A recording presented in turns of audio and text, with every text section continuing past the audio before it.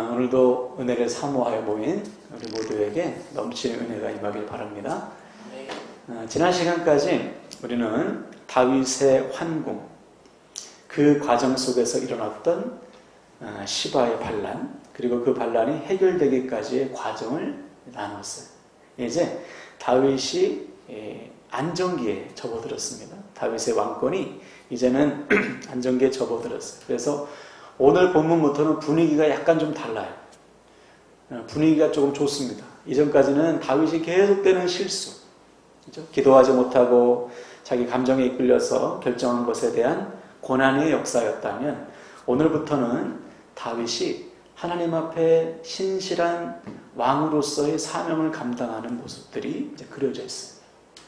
먼저 1절에 다시 보시면, 다윗의 시대에 해를 거듭하여 3년 기근이 있으므로 다윗이 여호와 앞에 간구하매 여호와께서 이르시되 이는 사울과 피를 흘린 그의 집으로 말미암음이니 그가 기브온 사람을 죽였음이니라 하시니라. 다윗이 왕위에 오른 후 언제인지는 정확히 기록되어 있지 않지만 갑자기 기근이 임했습니다. 기근이라는 것은 말 그대로 비가 안 오는 거죠. 그것도 무려 3년 동안이나 기근이 계속해서 반복이 되는 거예요. 이것은 하나님의 징계를 의미해요. 왜냐하면 비는 이 이스라엘, 유대 지역, 팔레스타인에 있어서 절대적이죠. 비가 내리지 않으면 농사를 지을 수가 없어요. 지금도 이 지역은 우기가 2번입니다. 1년에 딱 2번 비가 와요. 이 기간을 정해서. 그것이 우리가 잘 아는 이른 비와 늦은 비인데요. 이른 비는 씨를 뿌릴 때 내리는 비인데, 보통 우리는 봄에 씨를 뿌리잖아요. 벼농사가 주기 때문에. 그런데 이 지역은 밀농사, 보리농사가 주기 때문에 밀과 보리는 가을에 뿌려요. 그래서 봄에 거두죠. 그래서 물론 기후의 차이도 있지만 아무튼 이들은 가을에 씨를 뿌려서 봄에 거둡니다. 그런데 여름 내내 비가 안 오니까 딱딱해요. 씨를 뿌릴 수 없어. 그래서 주님께서 이때 이른 비를 내리시는 거예요. 그러면 땅이 촉촉하게 되죠. 그러면 땅을 일구어서 거기다 씨를 뿌립니다. 다시 말해서 비가 내려야 씨를 뿌려요. 그리고 이것이 싹이 나서 이제 열매를 맺을 때쯤이 되면 비가 내려야 연글잖아요. 그래서 늦은 비가 내려야지만 곡식이 연글어서 추수를 할 수 있어요. 그래서 이 늦은 비와 이른 비는 이스라엘 백성들에게 있어서 성경에도 마찬가지지만 하나님의 은혜를 상징해요. 그런데 이것이 끊어졌다, 비가 끊겼다, 이것은 하나님의 심판을 상징해요. 그러니까 오늘 본문에 나오는 것은 무엇입니까? 하나님의 심판인 거예요. 3년 동안 비를 그친 것. 비슷한 사건이 언제입니까? 북이스라엘의 왕 중에 아합, 가장 극악무도한 왕 아합. 하나님께서 아합의 죄로 인해서 가뭄의 징계를 내리시죠. 3년 반 동안 비를 내리시지 않잖아요.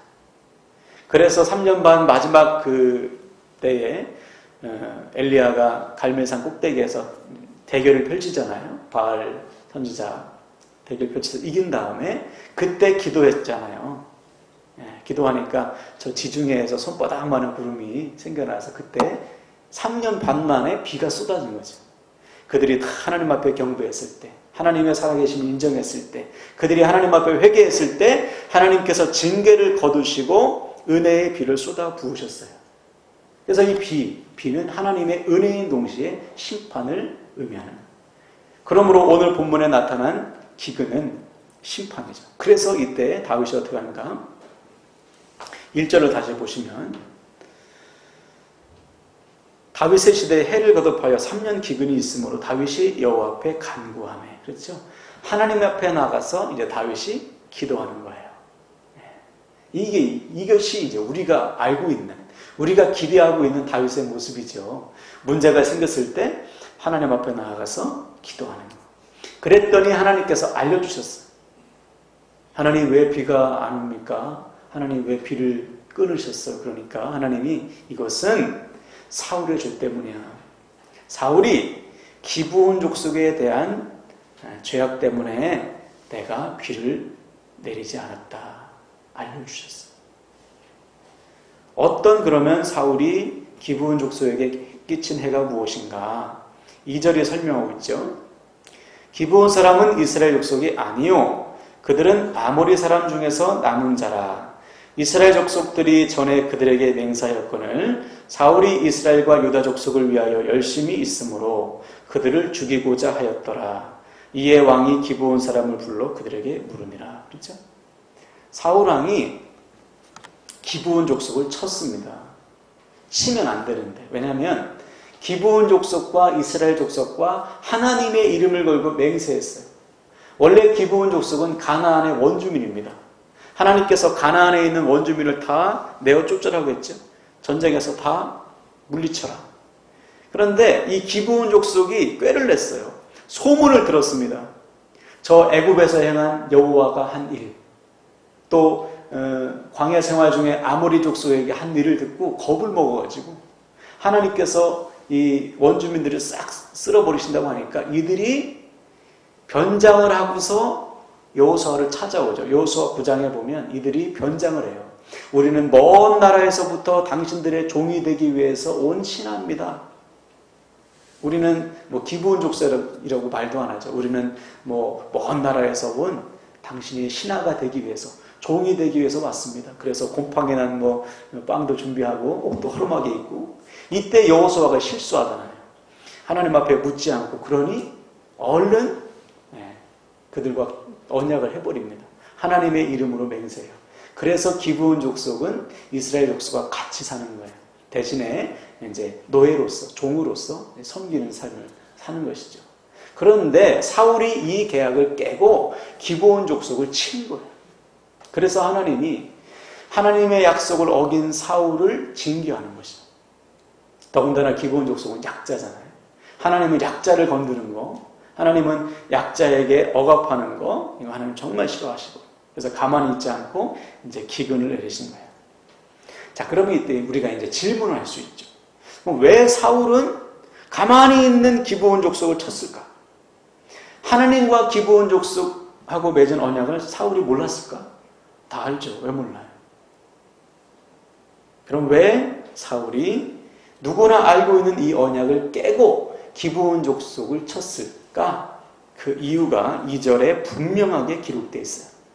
중반부부터 보시면 이렇게 기록되어 있죠. 사울이 이스라엘과 유다 족속을 위하여 열심히 있으므로 그랬어요. 사울이 기브온 족속을 친 것은 열심 때문이었습니다. 근데 그 열심은 어떤 열심이에요? 하나님을 위한 열심인가요? 아니죠. 이스라엘과 유다 족속을 위한 열심. 좀 더 솔직히 말하면 자기 자신을 위한 열심이에요. 그들에게 잘 보이려고. 그가 나중에 하나님 앞에 회개하면서 고백하잖아요. 제가 하나님보다 사람을 더 두려워했다고. 왜냐하면 하나님께서 세우신 왕의 자리인데 사람들의 인기로, 사람들의 인정으로 왕이 되는 줄 알았어요. 그래서 사람들에게 더 잘 보이려고 기브온 족속을 친 거예요. 하나님의 말씀도 버렸어요.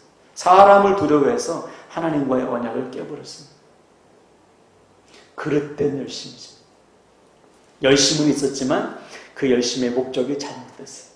이것이 오늘 우리가 점검해야 될 부분이에요. 우리의 열심이 지금 누구를 위한 열심인가? 내가 지금 열심히 사는데 무엇을 위해서 도대체 열심히 사는가? 나를 위해서 사나? 내 가족을 위해서 사나? 아니면 하나님을 위해서 열심히 있는가? 사울은 열심히 있는 사람이었어요. 근데 그 열심은 목적이 잘못된 거예요. 하나님을 위한 열심이 아닌 사람을 위한 열심이었고 자기 자신의 욕망을 위한 열심이었다. 그 결과 그는 하나님을 등지게 된 거예요. 우리도 이럴 수 있는 거죠. 아무리 열심히 살아도 우리 열심의 목적이 우리 자신이라면 그 열심은 절대로 복으로 이어지지 않아요. 오늘 본문처럼 징계로 이어집니다. 더 나아가 심판으로 이어져요. 그래서 이어지는 본문에 보면 그나마 남아있던 사울 집안의 남자들이 7명이나 죽잖아요. 기브온 족속에게 다윗이 무엇으로 보상할 수 있느냐 그랬더니 기브온 족속이 우리는 돈이 필요 없어요. 또 우리에게는 사람을 죽일 권한도 없습니다. 그랬더니 다윗이 어떻게 하랴? 7명을 내어주시면 사울의 고향에서 기브아 아닙니까? 사울의 고향 기브아 땅 산꼭대기에다 그 7명을 처형하겠습니다. 그래서 하나님의 언약을 버리고 자기의 욕심을 위해 산 이 사울을 공개 처형하겠습니다. 그래서 다윗이 어쩔 수 없이 내어주잖아요. 근데 이 내어주는 과정에서도 다윗은 누구를 보호하고 있어요? 요나단의 아들 무비보셋은 보호합니다. 왜냐하면 하나님 앞에서 언약을 했기 때문에. 더 나아가 지금 다윗이 사울 집안의 사람들을 남겨놓은 것도 다윗이 하나님 앞에서 사울에게 한 약속 때문이에요. 예전 같으면 전 정권의 가족은 3족을 멸하는 거예요. 이 시대의 풍습이. 근데 다윗은 다 남겨놨거든. 그런데 사울의 죄 때문에 주님이 말씀하시니까 그들이 요구하는 대로 7명을 내어준 거예요. 그럴 땐 열심을 이렇게 되는 거죠. 자기를 위해서, 하나님이 하는 엉뚱한 것을 위해서 열심을 내면 그 결과는 징계의 심판인 거예요.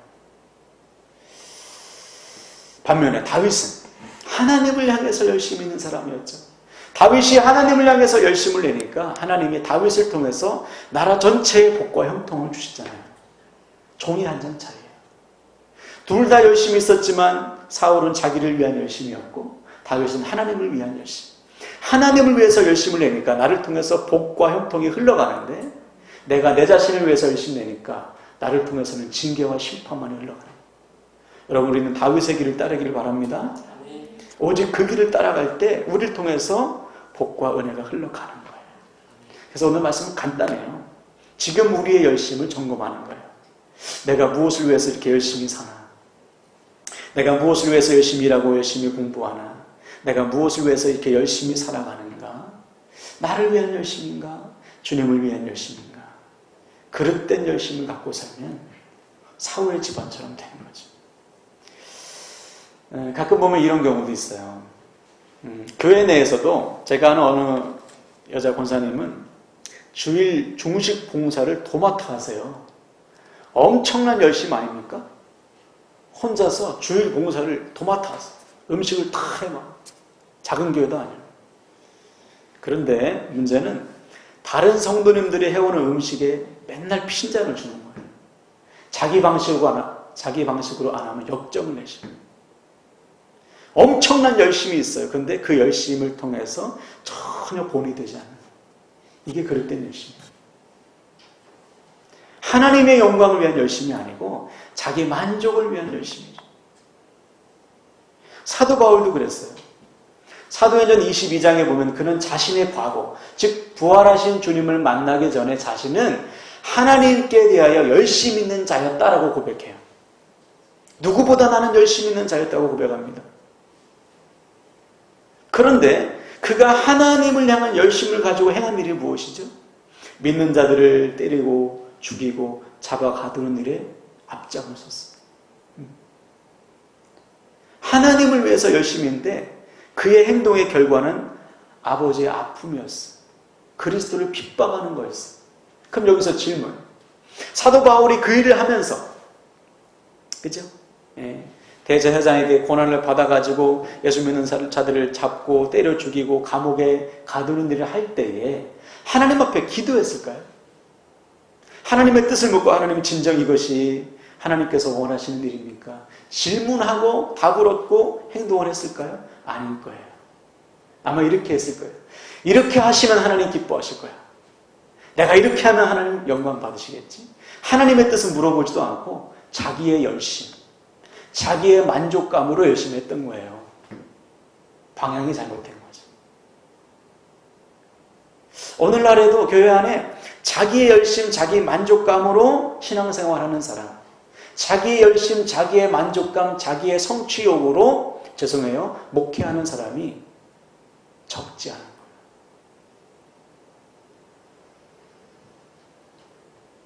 열심의 목적이 하나님이어야 되는데 하나님이 아닌 엉뚱한 것을 목적으로 삼아서 열심히 사는 사람들이 너무 많은 거예요. 묻지 않고. 그러므로 오늘 우리의 열심이 정말 하나님을 위한 열심인가? 우리는 날마다 시시때때로 점검하지 않으면 안 되는 거예요. 열심이 없으면 안 됩니다. 열심이 있어야 되는데 그 열심은 하나님을 위한 것이어야 된다. 이 분명한 말씀을 가슴에 새기시길 바랍니다. 그래서 오늘부터 우리의 열심은 오직 하나님을 위한 열심이 되길 바랍니다. 사울을 보고 우리가 반면교사로 삼으세요.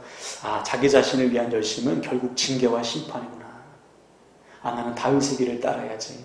다윗처럼 하나님을 위해서 열심을 낼 때 다윗을 통해서 복과 형통이 임했듯이 내가 하나님을 위해서 열심을 살 때 나를 통해서 내 주변에 가정과 직장과 학교에 하나님의 복과 형통이 반드시 임할 것이다. 이 확신과 소망 가지고 오늘부터 하나님을 위해서 열심히 내시기를 주님의 이름으로 간절히 축원을 드립니다. 아멘, 아멘. 자, 오늘 말씀 붙들고 찬양할 때요. 주님, 오늘부터 저의 모든 삶이 하나님의 기쁨 되길 원합니다. 우리 하나님을 위해서 열심을 다하겠다고 다짐하며 찬양합시다.